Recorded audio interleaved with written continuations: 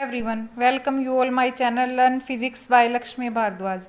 In the previous video, we have learnt about perfectly elastic and plastic body, stress and its types, and restoring force. Today we will learn about strain and its types and Hooke's law. So let us start. सबसे पहले हम discuss करते हैं strain होता क्या है। तो strain is the result of stress. हमने स्ट्रेस डिस्कस किया था। स्ट्रेस क्या होता है? स्ट्रेस होता है कि किसी भी ऑब्जेक्ट के हम यूनिट एरिया के ऊपर जो भी फोर्स लगाते हैं, ठीक है, दैट इज कॉल्ड स्ट्रेस। तो जब भी हम किसी ऑब्जेक्ट पर कुछ फोर्स लगाएंगे उसके एरिया के ऊपर, तो उसकी कन्फिग्रेशन में, उसके शेप में कुछ ना कुछ चेंज आएगा ना, उस चेंज को ही हम क्या बोलते हैं? स्ट्रेन बोलते हैं। तो स्ट्रेन किस किस चीज़ का रेशियो होता है? जो उस ऑब्जेक्ट की कन्फिग्रेशन में जो चेंज आया है वो, और अपॉन में उसकी जो ओरिजिनल कन्फिग्रेशन थी वो, उन दोनों का रेशियो क्या कहलाएगा? स्ट्रेन। क्लियर है? मान लो हम रबर बैंड डालते हैं बालों में, वो जब तक नया होता है उसकी शेप ओरिजिनल मतलब एज इट इज़ रहती है, ठीक है, लेकिन जैसे ही काफ़ी दिन हो जाते हैं वो कुछ लूज होने लगता है, ठीक है, यानी अपनी वो इलास्टिसिटी वाली प्रॉपर्टी लूज करने लगता है। तो इसमें क्या प्रोड्यूस हो रहा है कि जो फोर्स लग रहा है, जो स्ट्रेस लग रहा है, वो क्या प्रोड्यूस कर रहा है? उसकी जो शेप है उसमें चेंज प्रोड्यूस कर रहा है, और ये जो चेंज आया है इसी को क्या बोलते हैं हम?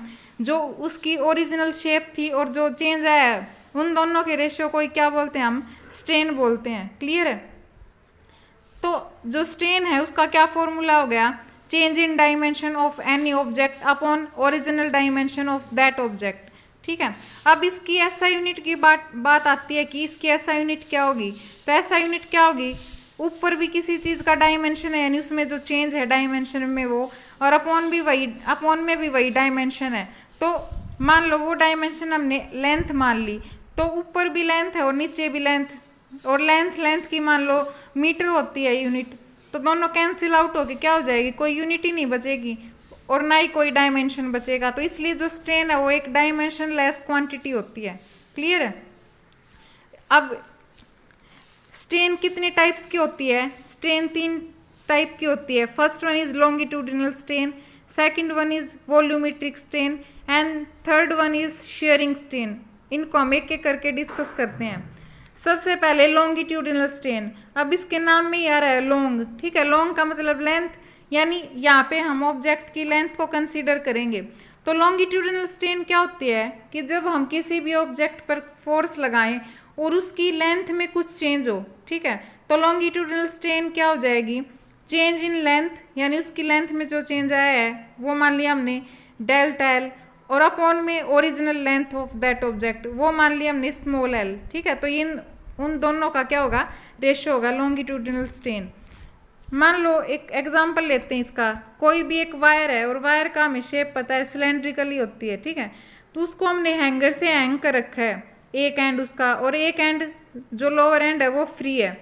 उस लोअर एंड पे हमने फोर्स लगाया, ठीक है, डीफॉर्मिंग फोर्स अप्लाई किया, यानी वो फोर्स जो उस वायर की शेप में चेंज लाने का काम करेगा। क्लियर है? तो क्या होगा? अब जो डीफॉर्मिंग फोर्स लगाया है हमने उस वायर के ऊपर, वो क्या करेगा? उसकी लेंथ में कुछ इंक्रीमेंट करेगा, ठीक है, तो वो इंक्रीमेंट लेंथ में कितना हुआ? क्या कितना चेंज आया? डेल्टा एल, और उसकी जो ओरिजिनल लेंथ थी वो कितनी थी? Capital L. क्लियर है? तो लॉन्गिट्यूडिनल स्ट्रेन किस किस का रेशियो होगा? Change in length upon original length of that wire. Clear? तो क्या हो जाएगा? Longitudinal strain delta L upon L.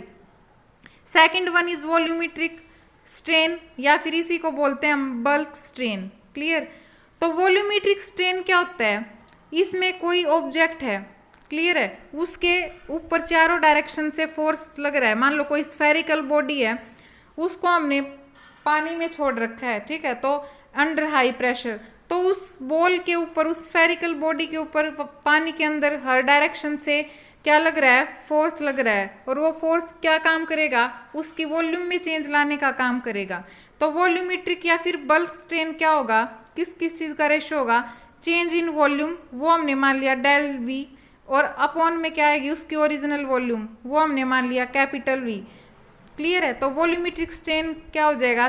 Change in volume upon original volume of that spherical body. Clear? तो इसका फॉर्मूला देखें तो क्या हो जाएगा वॉल्यूमेट्रिक स्ट्रेन का? माइनस डेल वी, डेल क्या है यहाँ पे चेंज को शो कर रहा है जो वॉल्यूम में चेंज आया है, और अपॉन में वी, और वी क्या है ओरिजिनल वॉल्यूम। यहाँ पे नेगेटिव साइन क्या शो कर रहा है कि वो जो स्फेरिकल बॉडी ली थी हमने उसकी वॉल्यूम में डिक्रीज हो रहा है, ठीक है, नेगेटिव साइन ये शो करता है यहाँ पे। Third one is shear strain, ये हमारा थर्ड टाइप है स्ट्रेन का, शेयर स्ट्रेन। अब शेयर स्ट्रेन शेयर स्ट्रेस जैसा ही है, इसमें क्या होता है, इसमें वॉल्यूम में चेंज नहीं होता ऑब्जेक्ट की में, इसमें जस्ट शेप में चेंज आता है। यहाँ पे हमने एक क्यूबॉइडल बॉक्स ले रखा है, ठीक है, तो शेयर स्ट्रेन क्या होगा ये इस डायग्राम में देखते हैं। शेयरिंग स्ट्रेन क्या होगा, जो शेयरिंग स्ट्रेन होगी ना वो इसकी शेप में चेंज लाएगी विदाउट चेंजिंग इट्स वॉल्यूम।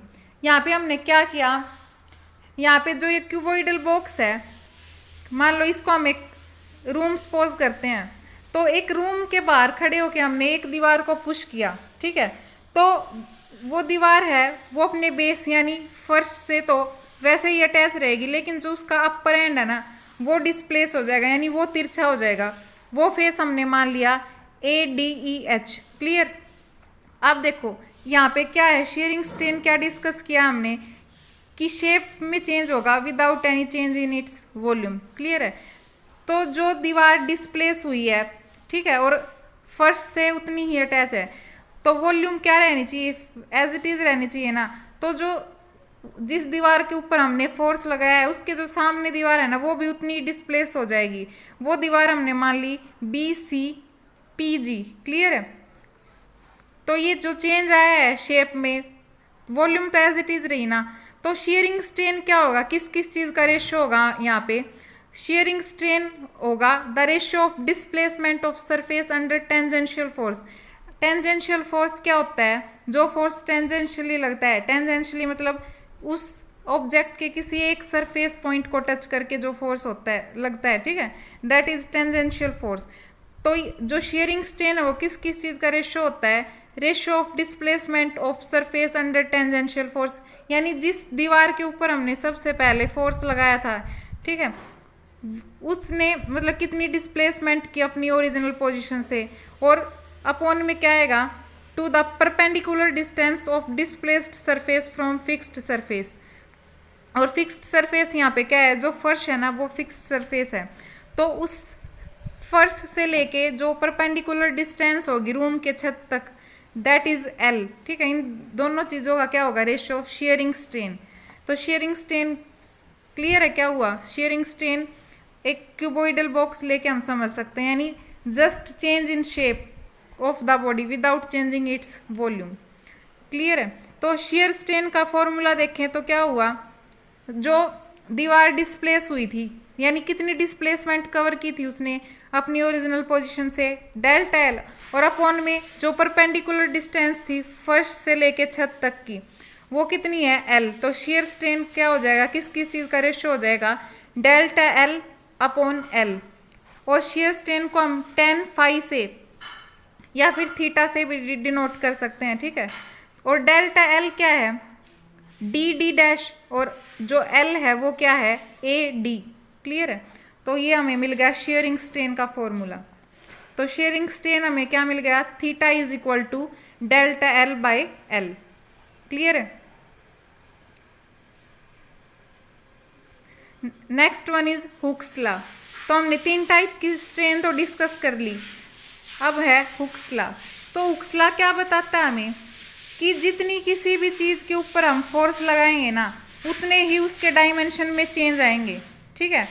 यानी Hooke's law states that extension produced in the wire और any other object is directly proportional to the load applied within elastic limit. यानी किसी चीज़ के ऊपर हम जितना लोड अप्लाई करेंगे ना उतना ही एक्सटेंशन यानी उतना ही इंक्रीजमेंट होगा उस ऑब्जेक्ट की शेप में या फिर साइज में, क्लियर है। मान लो एक स्प्रिंग है, उसके जो फ्री एंड है या लोअर एंड है उसके ऊपर हमने पहले 5 kg लोड अप्लाई किया, ठीक है, तो उसमें कुछ स्ट्रेन प्रोड्यूस हुई, क्लियर, यानी उसमें एक्सटेंशन प्रोड्यूस हुई। फिर हमने 10 kg लोड अप्लाई किया, 10 kg लोड अप्लाई किया तो उससे थोड़ी सी ज़्यादा स्ट्रेन प्रोड्यूस हुई। यानी जैसे जैसे हम लोड बढ़ाते जा रहे हैं स्ट्रेन भी क्या होती जा रही है, बढ़ती जा रही है। तो इससे तो हुक्स लॉ क्या कहता है कि stress is directly proportional to strain, या फिर extension is directly proportional to the load applied. Clear है? तो इसकी अनदर डेफिनेशन क्या है? The stress developed is directly proportional to strain produced in the body. ठीक है, तो जो स्ट्रेस है वो डायरेक्टली प्रोपोर्शनल होगी स्ट्रेन के, हुक्स लॉ कहता है। अब हमें पता है डायरेक्टली प्रोपोर्शनल का क्या मतलब होता है कि अगर एक चीज़ बढ़ रही है तो दूसरी चीज़ भी क्या होगी, बढ़ेगी, और एक चीज़ घट रही है तो दूसरी चीज़ भी क्या होगी, डिक्रीज होगी। तो स्ट्रेस यहाँ पे किसके डायरेक्टली प्रोपोर्शनल है? स्ट्रेन के। और जैसे ही हम इस प्रोपोर्शनलिटी का साइन हटाएंगे तो हमें एक प्रोपोर्शनलिटी कांस्टेंट मिलेगा, उसको हमने नाम दे दिया कैपिटल ई, और वो जो प्रोपोर्शनलिटी का कांस्टेंट है उसी को हम क्या बोलेंगे, मॉडुलस ऑफ इलास्टिसिटी। क्लियर है? तो हुक्स लॉ से हमें क्या मिल गया, एक प्रोपोर्शनलिटी कांस्टेंट मिला जिसको हमने नाम दिया मॉडुलस ऑफ इलास्टिसिटी। अब एक ग्राफ है किस किस के बीच में, जो हम जितना लोड अप्लाई करते हैं और जो ऑब्जेक्ट के अंदर जितनी एक्सटेंशन प्रोड्यूस होती है उसके बीच में। ठीक है, तो हमने देखा हुक्स लॉ से कि स्ट्रेस डायरेक्टली प्रोपोर्शनल है स्ट्रेन के, यानी एक चीज़ जितनी बढ़ेगी दूसरी चीज़ उतनी ही बढ़ेगी। ठीक है, तो इस ग्राफ में अगर लोड बढ़ेगा तो एक्सटेंशन भी क्या होगी, बढ़ेगी। तो जो ग्राफ है वो क्या आ जाएगा, एक मतलब लीनियर मिल जाएगा हमें, लीनियर ग्राफ इसका। ठीक है, तो ये स्ट्रेट लाइन ग्राफ मिल गया हमें किसका, स्ट्रेस का और स्ट्रेन का। तो हमें ये जो ई मिला था डायरेक्टली प्रोपोर्शनल का साइन हटा के ये जो कांस्टेंट मिला था वो किसके ऊपर डिपेंड करता है, ये नेचर ऑफ मटेरियल के ऊपर डिपेंड करता है कि जो हमने मटेरियल लिया है, जो ऑब्जेक्ट लिया है वो क्या है। भाई हमने आयरन लिया है या कोई रबर लिया है या कोई वैक्स वगैरह या फिर कोई अनदर मटेरियल लिया है, तो उसके नेचर के ऊपर डिपेंड करता है। क्लियर है? तो ये हमारा था हुक्स लॉ। अगर आपको इसमें कोई डाउट हो तो आप कमेंट बॉक्स में लिख सकते हो। और हाँ, अगर आपको वीडियो ये पसंद आई हो तो please like this video and share this video, and if you are new on this channel then please subscribe also. Thank you.